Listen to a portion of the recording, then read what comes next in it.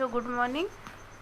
हम जो है पिछले क्लास में सूफी परंपराओं के बारे में पढ़ रहे थे कि किस प्रकार जो है भारत में सूफी परंपरा आई। फिर उस पर हमने चिश्ती सिलसिला के बारे में पढ़ा था, जिसमें हमने ख्वाजा मोइनुद्दीन चिश्ती के बारे में पढ़ा और अन्य कई व्यक्तियों के बारे में पढ़ा था और उनका प्रचार प्रसार कैसे हुआ, अकबर ने क्या क्या करवाया, इस सब के बारे में हमने चर्चा की थी। अब जो है हमारा अगला जो टॉपिक है नवीन भक्ति पंथ उत्तरी भारत में संवाद और असहमति, इसके बारे में हम पढ़ेंगे। अनेक संत कवियों ने सामाजिक परिस्थितियों, विचारों और संस्थाओं के साथ स्पष्ट और सांकेतिक दोनों किस्म के संवाद कायम किए। इस काल के 3 प्रमुख और प्रभावकारी व्यक्तियों पर दृष्टिपात कर हम देखेंगे कि इन संवादों की भांति अभिव्यक्ति मिली। देखिए, अब जो है हम उत्तरी भारत में संवाद और असहमति के बारे में करेंगे और इसमें जो है 3 व्यक्तियों के बारे में करेंगे। हम यहाँ पे चर्चा करेंगे कि उन्होंने किस प्रकार जो है उत्तरी भारत में संवाद किए और किस प्रकार जो है उनका जो है उद्भव हुआ और क्या क्या उन्होंने जो है प्रमुख कार्य किए, इनके बारे में चर्चा करेंगे। यहाँ पर थोड़ा सा हम देख लें किसके बारे में बोला। एक ईश्वर एक रचना दी है, यह रचना कबीर की मानी जाती है। हे भाई, ये बताओ किस तरह हो सकता है कि संसार के एक नहीं 2 स्वामी हो। किसने तुम्हें भ्रमित किया है। ईश्वर को अनेक नामों से पुकारा जाता है, जैसे अल्लाह, राम, करीम, केशव, हरि तथा हजरत। विभिन्नता तो केवल शब्दों में है, जिनका आविष्कार हम स्वयं करते हैं। कबीर कहते हैं दोनों ही बुलावे में हैं, इनमें से कोई एक राम को प्राप्त नहीं कर सकता। एक बकरे को मारता है और दूसरा गाय को, वे पूरा जीवन विवादों में ही गवा देते हैं। देखिए, कबीर की एक रचना है और उस रचनाओं में जो है वो क्या कह रहे हैं कि हे भाई बताओ किस तरह हो सकता है कि संसार के एक नहीं 2 स्वामी हो। ठीक है, यानी कि भगवान जो है भगवान भी और अल्लाह हो, 2 स्वामी हो, एक नहीं हो। किसने तुम्हें भ्रमित किया है। ईश्वर को अनेक नामों से पुकारा जाता है और अभी कह रहे कि भाई 2 स्वामी भी हो, लेकिन तुम्हें भ्रमित किसे किया इंसान कि जो ईश्वर है उसके तो अलग अलग नाम है। कोई अल्लाह कहता है, कोई जो है राम कहता है, कोई करीम कहता है, कोई केशव कहता है, कोई हरि कहता है, कोई हजरत कहता है। तो इस प्रकार जो है अल्लाह के क्या है अनेक प्रकार के नाम है। विभिन्नता तो केवल शब्दों में है और जो है सिर्फ शब्दों में विभिन्नता है, जिनका आविष्कार हम खुद करते हैं। हम खुद अपनी मान्यता के अनुसार किसी को भगवान कहते हैं तो किसी को अल्लाह कहते हैं। कबीर कहते हैं दोनों ही भुलावे, और अब जो है अलग अलग नाम हम कहते हैं वो क्या है, दोनों ही एक प्रकार से भुलावे हैं। इनमें से कोई एक राम को प्राप्त नहीं कर सकता। एक बकरे को मारता और दूसरा किसको मारता, गाय को मारता है। वे पूरा जीवन क्या कर देते हैं, विवादों में बिता देते। तो ये कबीर की एक रचना है। अब हम यहाँ पर देवीय वस्त्र की बुनाई कबीर, अब कबीर के बारे में हम यहाँ पढ़ेंगे। देखिए, आप बिल्कुल ध्यान से पढ़ेंगे क्योंकि यहाँ 3 लोगों के बारे में चर्चा की जाएगी, ऐसा इन्होंने कहा है।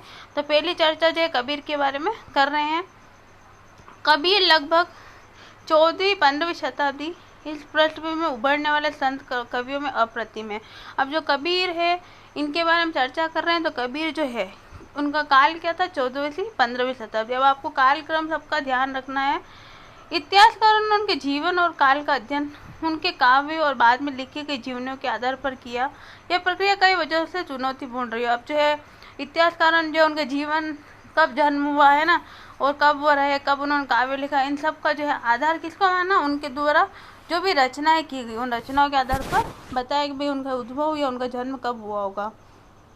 कबीर की बानी 3 विशिष्ट किंतु परस्पर व्याप्त परिपाटियों में संकलित है।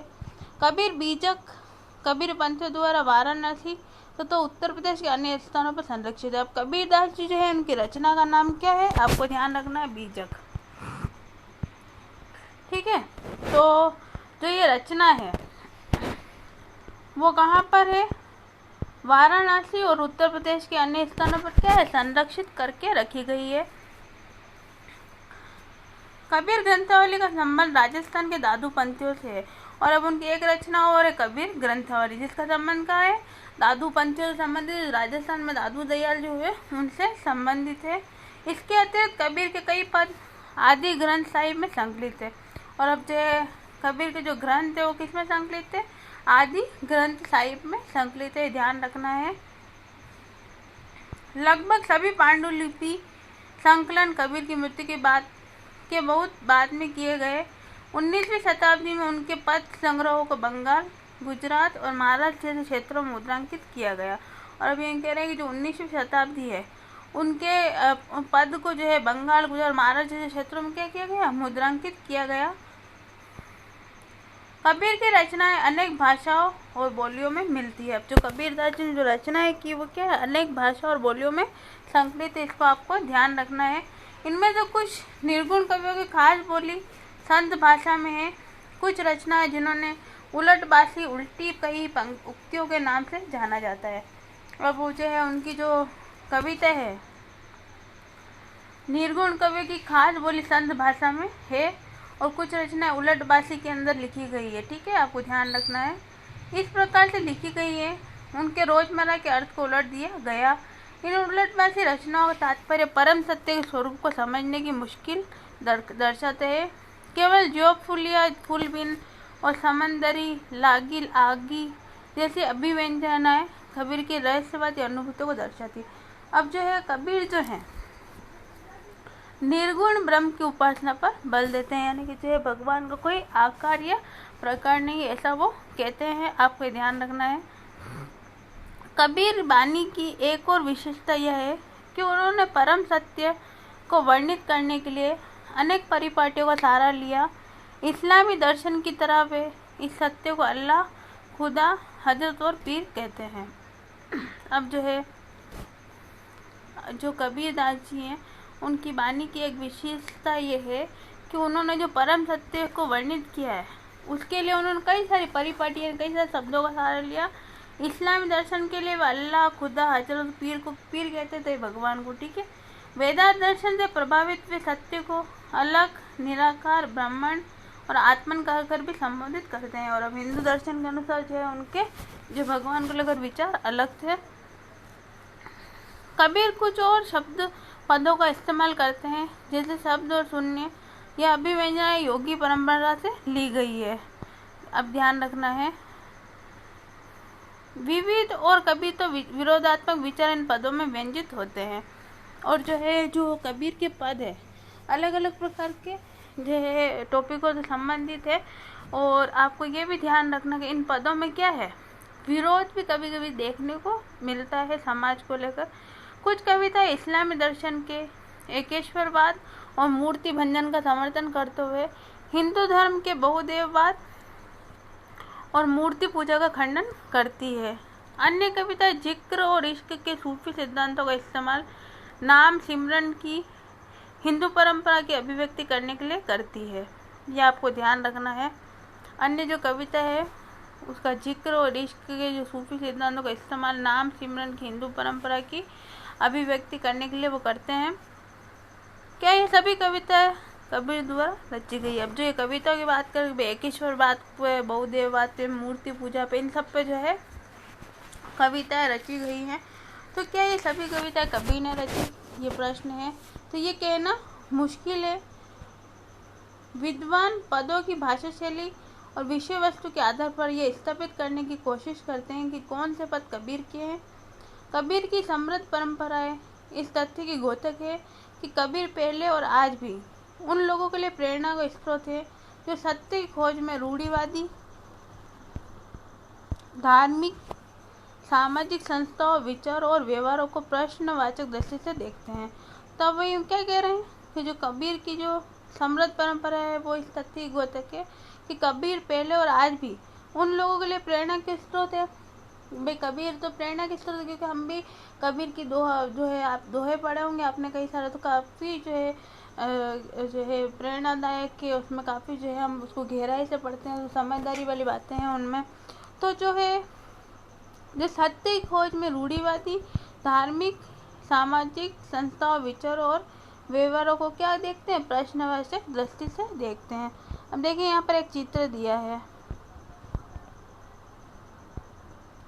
किसका चित्र है? राह चलते संगीतकार, 17वीं शताब्दी का एक मुगल चित्र। यह संभव के ऐसे गायक संतों की रचनाओं को गाते थे। अब ये जो है ऐसे ही चलता फिरता चित्र है और कुछ लोग संगीत गा रहे हैं और ये कह रहे हैं कि जो गायक है तो चलते फिरते क्या लोग गीत गुनगुनाए करते होंगे उस समय। कबीर के विचार संभवतः अवध प्रदेश, उत्तर प्रदेश की सूफी और योगी परंपरा के साथ हुए संवाद और विवाद के माध्यम से घनीभूत हुए। कबीर की विरासत पर अनेक गुटों ने दावा किया जो उन्हें याद करते थे और आज भी कर रहे हैं। और अब जो है कबीर जो है संभवतः कहाँ है, अवध प्रदेश यानी उत्तर प्रदेश की सूफी और योगी परंपरा के साथ हुए संवाद और विवाद के माध्यम से क्या हुए, घनीभूत हुए। कबीर की विरासत पर उन अनेक गुटों ने दावा किया जो उन्हें याद करते थे और आज भी याद करें। जो कबीर है उन पर क्या है, अनेक गुटों ने क्या किया, दावा किया और उन्हें जो है आज भी वो याद करते हैं और आज भी याद कर रहे हैं।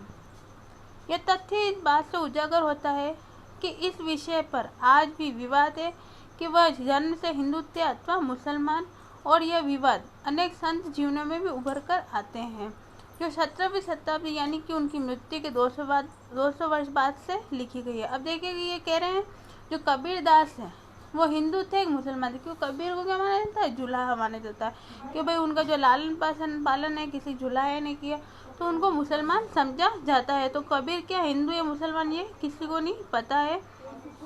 उनके अनेक संत जीवने में उभर कर आते हैं। 17वीं शताब्दी में उनकी मृत्यु के 200 वर्ष बाद लिखी गई है, उससे पता चलता है। वैष्णव परंपरा की जीवनी में कबीर का अरबी में अर्थ है महान, को जन्म से हिंदू कबीरदास बताया गया, किंतु उनका लालन पालन गरीब मुसलमान परिवार हुआ जो जुलाए थे। अब देखिए जो जन्म से तो कबीर को क्या माना गया, हिंदू माना गया, लेकिन जो है उनका जो लालन पालन किया गया वो मुसलमान परिवार में जुलाए में हुआ था। और कुछ समय पहले इस्लाम धर्म के अनुयायी बने थे, और जो है वो कुछ समय पहले किसके अनुयायी बने, इस्लाम धर्म के अनुयायी बने थे। इन जीवनों में यह भी कहा जाता है कि कबीर को भक्ति का मार्ग दिखाने वाले गुरु रामानंद थे। अब आपको ध्यान रखना है कबीर के गुरु का नाम क्या है, तो रामानंद, सब ध्यान रखेंगे इसको। कबीर के गुरु का क्या नाम है, रामानंद। तो कबीर को जो है भक्ति का मार्ग दिखाने वाले व्यक्ति कौन है, रामानंद। किंतु कबीर के पद गुरु और सदगुरु संबोधन का इस्तेमाल किसी विशेष व्यक्ति के संदर्भ में नहीं करते। इतिहासकारों को यह भी मानना है कि कबीर और रामानंद का समकालीन होना मुश्किल प्रतीत होता है। और अभी कह रहे जो कबीर है और जो रामानंद उनका समकालीन होना भी मुश्किल है कि भाई दोनों, कबीर के गुरु जो है रामानंद हुए, तो रामानंद जब कबीरदास जी थे रामानंद जिंदा था, ये कहना थोड़ा मुश्किल है क्योंकि ये सब चीज़ें बातें किस पे लिखी हुई है, तथ्यों के आधार पर आधारित है। कोई किसी को पता नहीं है कि एक्चुअल क्या सत्य बात है। सब लोग खोज करते हैं, अध्ययन करते हैं और अध्ययन के बाद जो भी बात कहते हैं उसको सब लोग मानते हैं। मुश्किल प्रतीत होता है जब तक कि उन्हें बहुत ही लंबी आयु न दे दी जाए। अतः वे परंपराएं जो दोनों को जोड़ती है स्वीकार नहीं की जा सकती, किंतु उनसे ये अवश्य पता चलता है कबीर की विरासत बाद की पीढ़ी के लिए कितनी महत्वपूर्ण थी। और अब जो है कबीरदास जी किसी भी जाति धर्म के रहे हो, किसी प्रकार के व्यक्ति रहे हो, लेकिन उनकी जो बातें हैं वो आने वाली पीढ़ी के लिए क्या है, कितनी महत्वपूर्ण है, ये बात जो है हमारे लिए मुद्दे की है। क्योंकि अभी हम जो है कबीरदास जी के दोहे पढ़ते हैं, तो दोहे में क्या है, हर चीज़ों में सीख बताई गई, तो उस सीख को हम अपने आप में कितने आत्मसात करते हैं, ये हमारी आने वाली पीढ़ी दर पीढ़ी जो है चलती रहेगी। तो ये आपको ध्यान रखना है।